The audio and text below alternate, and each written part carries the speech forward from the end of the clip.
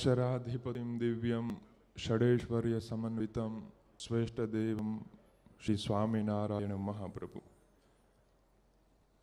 Anantanand coat ब्रह्मांडना अधिपति भगवान श्री स्वामीनारायण, मर्यादा पुरुषोत्तम भगवान श्री रामचंद्रजीना चरणों में वंदन, लीला अवतार भगवान श्री कृष्णचंद्रजीना चरणों में वंदन,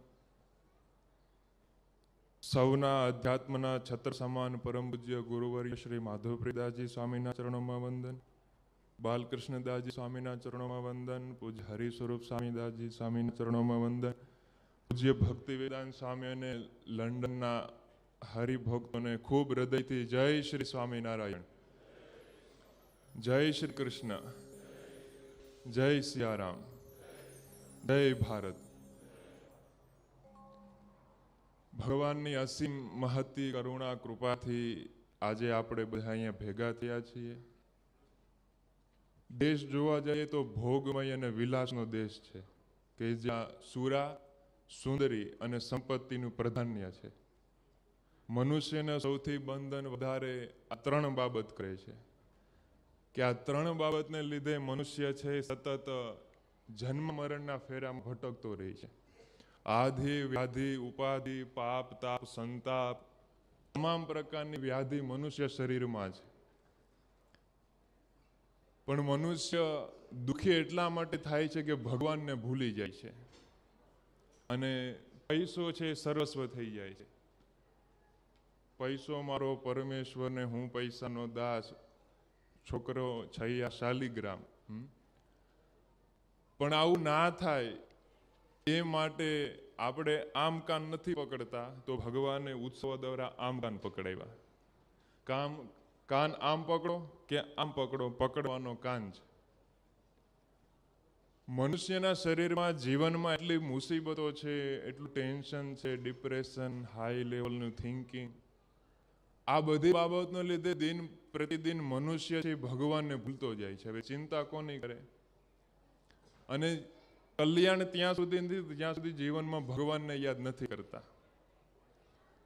पण पूर्वे जे मोटा मोटा महापुरुषो थई गया, भगवान आपणी माटे अवतार लई गया, आनुं प्रयोजन ए हतुं के एना केना प्रकारे मनुष्य छे भगवान ने याद करे।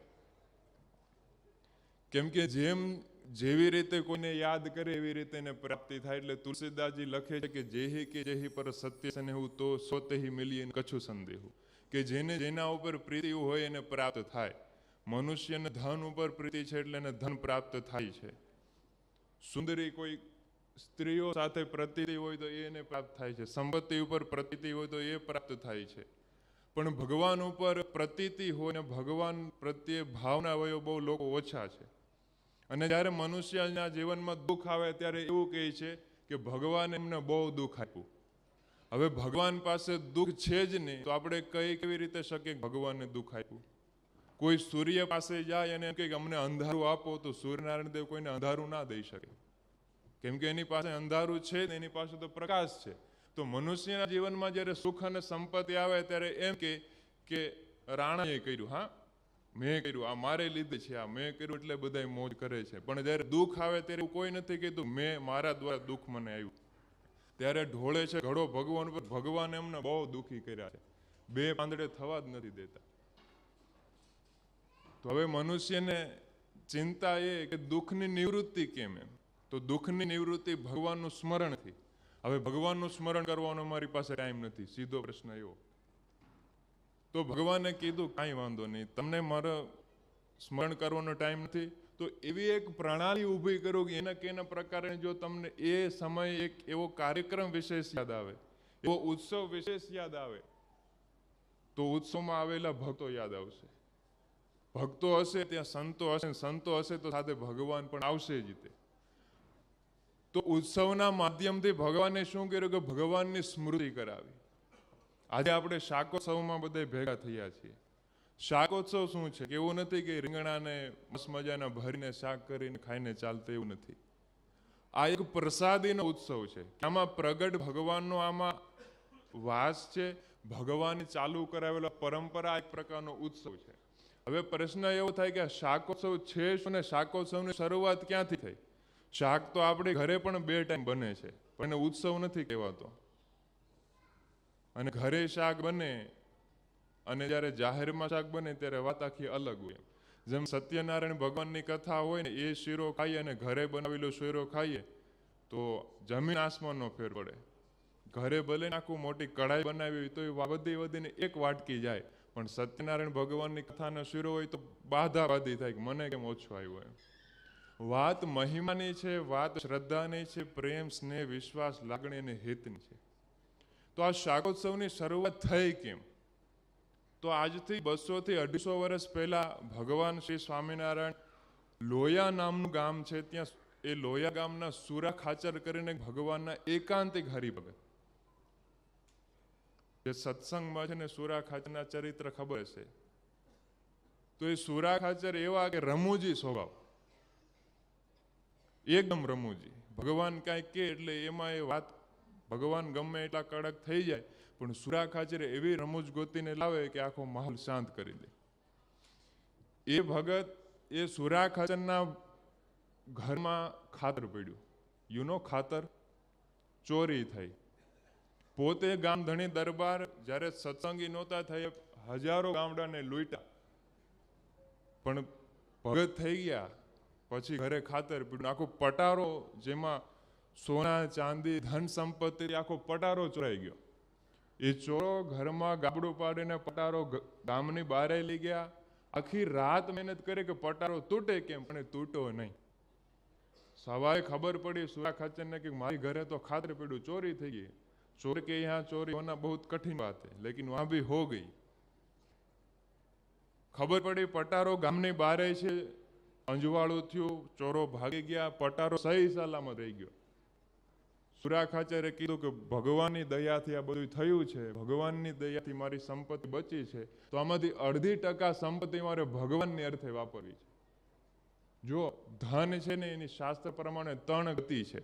કોઈ પણ ધન હોય, મારી પાસે 100 રૂપિયા હોય કે 100 પાઉન્ડ હોય, 3 જ ગતિ છે. કાં એનો ભોગ થઈ શકે, કાં દાન કહી શકાય, કાં એનો નાશ થઈ જાય. જો ભોગ ના ભોગવવામાં તો ધનનો નાશ થઈ જાય, એ ધન દાન દેવામાં હોય તો ધનનો નાશ થઈ જાય. એટલે શાસ્ત્રોમાં લખ્યું છે કે તીસરો ગતયઃ ભવંતિ વિતસ્ય યો ન દદાત ન ભુંક્તે તસ્ય ચતુર્થા ત્રિસ્ર ગતિ ભવતી. કે તો દાન ના કરે, પોતાની માટે ન ખર્ચે તો ધનનો નાશ થઈ જાય. સુરા ખાચરને વિચાર આવ્યો કે આ સંપત્તિ અડધી ભગવાન માટે વાપરવી છે. ભગવાન માટે વાપરવી છે તો ઘરનાને પૂછ્યા વગર તો 1 રૂપિયો બારે દેવાય નહીં. એટલે આવ્યા, પોતાના પત્નીને કીધું કે પટારો તો સહી સલામત બચી ગયો છે, મને એવો સંકલ્પ છે કે આપણે અડધી સંપત્તિ ભગવાનની માટે વાપરીએ. મહારાજ સ્વામિનારાયણ ભગવાન ગઢડામાં બિરાજે છે, અહીંયા લાવીએ, ઉત્સવો કરીએ. ઘરના પણ બહુ જોરદાર હતા કે પટારો ખુલી ગયો હોય, ચોરના હાથમાંથી તાળું ખુલીને પટારો ખુલી ગયો હોય તો શું ચોર છે અડધી સંપત્તિ લઈ જાત? બધી લઈ જાત. તો બધી ભગવાન માટે વાપરો, નક્કી કર્યું. સમય ગયો, ભગવાન લોયા પધાર્યા. સુરા ખાચરે ભગવાનને કીધું છે કે ભગવાન ઉત્સવ કરો. ભગવાનને વિચાર્યું કે હા કરીએ. હવે બન્યું એવું કે સ્વામિનારાયણ ભગવાન એક સભામાં બેઠા હતા. સરસ મજાનો પલંગ હતો, એની ઉપર બેઠા હતા. એવામાં એક ખેડૂત કે પોતે અત્યંત ગરીબ હતા, માંડ પોતાનું ગુજરાન ચલાવે, અને આવો જે શિયાળાનો સમય હતો, ભગવાનના દર્શન કરવા આવ્યા. ભગવાનના દર્શન કરવા આવ્યા એટલે શાસ્ત્રમાં નિયમ છે કે જે ભગવાન, ગુરુ કે રાજા આના દર્શન કરવા જાય ત્યારે ખાલી હાથ લઈને જવાય નહીં, કંઈકનું કંઈક લઈ જવું પડે. એટલે એ ખેડૂત પણ એવું સમજે, એટલે પોતાની વાડીમાં સારામાં સારા રીંગણા થયેલા. આજની જેવા નહીં કે રાત્રે ઇન્જેક્શન મારીને સવારે માટા જેવડા થઈ જાય, એટલા નહીં, પણ એકદમ ઓરિજિનલ, નો ફર્ટિલાઇઝર, નો કોઈ પણ કેમિકલ દવા, એકદમ પ્યોર પ્રાકૃતિક કુદરતી રીંગણા પાકેલા. અને 4-5 રીંગણા એ પોતાની ફાટેલી તૂટેલી ચાદરમાં એ રીંગણા ભગવાન પાસે લાવ્યા અને જોયું કે ભગવાનની સામે તો બહુ મોટા મોટા શ્રીમંતો બેઠા છે, મારે ફાટેલી તૂટેલા વસ્ત્રમાં ભગવાનને રીંગણા કેમ અર્પણ કરો? ભગવાન છે કોઈ દિવસ સત્તા સંપત્તિ નથી જોતા, ભગવાન છે એ ભાવ જોવે છે. 56 ભોગ ધરાવ હોય પણ ખાલી દેખાવ માટે ધરાવે તો ભગવાન અંગીકાર ન કરે, અને એક સામાન્ય રોટલો મૂક્યો હોય ને અત્યંત ભાવ હોય તો ભગવાન એ રોટલો અંગીકાર કરે છે. તો ફાટેલી તૂટેલી એક ચાદરમાં રીંગણા ભર્યા, પણ રીંગણા ફાટેલી તૂટેલી ને એટલે કે ચાદરમાંથી ડીટીયા બારે આવ્યા. ભગવાન તો અંતર્યામી, ભગવાને જોયું કે આ ભગતનો શુદ્ધ ભાવ છે, મારી માટે લાવ્યા છે, એકદમ સભાને છેલ્લે બેઠા, પણ ભગવાનની દિવ્ય દ્રષ્ટિ, ભગવાન કીધું ભગત આવો આવો, અમારી માટે શું લાવ્યા છો? ભગત કે અમે રીંગણા લાવ્યા છીએ. એ ખેડૂત હરિભક્તે ભગવાન શ્રી સ્વામિનારાયણના ચરણોમાં એ રીંગણા અર્પણ કર્યા. ભગવાને જોયા આ રીંગણા તો બહુ જોરદાર છે, ઘણા પ્રકારના રીંગણા જોઈએ, ઘણા લંઘાઈ ગયા હોય, ઘણા વધારે પડતા લાંબા હોય, ઘણામાં વધારે પડતા બિયા હોય, પણ ઓરિજિનલ રીંગણા બહુ ઓછા હોય. નગર ઓરિજિનલ રીંગણું હોય ને એ ખાલી એક ચીર ખાવાઈ જાય ને તો ચાંદી પડી જાય. અહીં તો લુખા બે ખાઈ જવું તો કઈ ફેર ના પડે. તો મહારાજે કીધું કે આ રીંગણા તો બહુ સરસ છે, લ્યો બ્રહ્મચારીનું શાક કરજો. રીંગણા જોયા એટલે મહારાજને યાદ આવ્યું કે ઉત્સવ કરવાનું કીધું હતું ને, તો આપણે ઉત્સવ કરવો છે. એટલે સુરા ખાચર બોલે, સુરા ખાચર આ ખેડૂત ભગત છે, રીંગણા બહુ સરસ લાવ્યા છે, તો મને વિચાર છે કે આપણે એક ઉત્સવ કરીએ. એટલે સુરા ખાચરે કીધું કયો ઉત્સવ? એ કે શાકોત્સવ. સુરા ખાચર કે મારી 7 પેઢીમાં શાકોત્સવ કોઈ દી સાંભળ્યો નથી.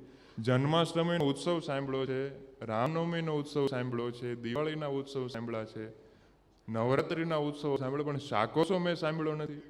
ભગવાન કે ન ભૂતો ન ભવિષ્યથી અદ્યાપી પર્યંત બ્રહ્માંડમાં એકે ઉત્સવ નથી થયો એવો આ શાકોત્સવ કરવો છે.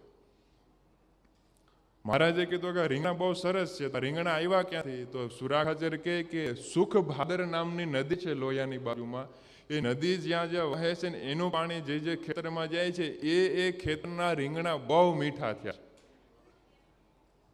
તો ભગવાને વિચાર્યું કે જ્યારે હવે ભગવાન શ્રી સ્વામિનારાયણ છે ને એ જમાડવાના દેવ છે, કે છે ને ભાઈ સ્વામિનારાયણ ભગવાનની ત્યાં કોઈ દી ખૂટે નહીં.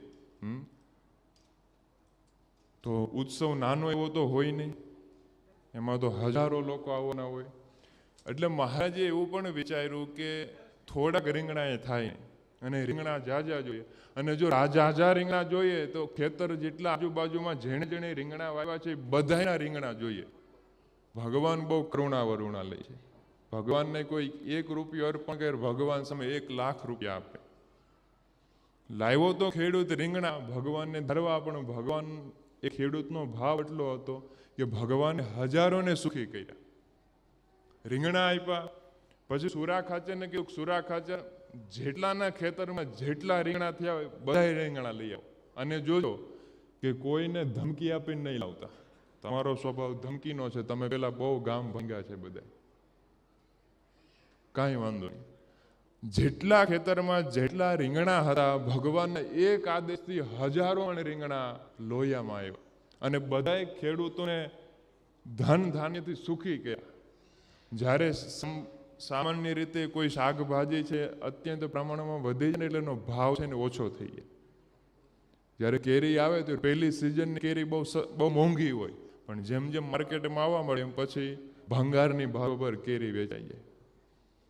પણ ભગવાને કીધું કે જેટલા ખેડૂત માગે એટલું મુલાવજો. કોઈ કહે છે કે રીંગણોના 10 રૂપિયા, એ વખતની વાત છે, 10 રૂપિયા. રીંગણા ભેગા ક્યાં સંદેશો મોકલાણા. આજની જેમ ત્યારે ફોન નહોતા, એટલે કીધું કે જ્યાં જ્યાં સંતો વિચરણ કરે છે, જ્યાં જ્યાં ભગવાનના આશ્રિત બિરાજમાન છે બધાય લોયામાં આવો. 5000 સંતો, હજારો હરિભક્તો એ સુરા ખાચરનું ગામ લોયા એમાં આવ્યા. ભગવાન શ્રી સ્વામિનારાયણ વઘાર કર્યો. ખાલી રીંગણાનું શાક નહીં, રોટલી, રોટલા, મિષ્ટાન, બધું ફૂલ ડીશ. હવે કેટલા મણનો વઘાર લીધો છે ખબર છે?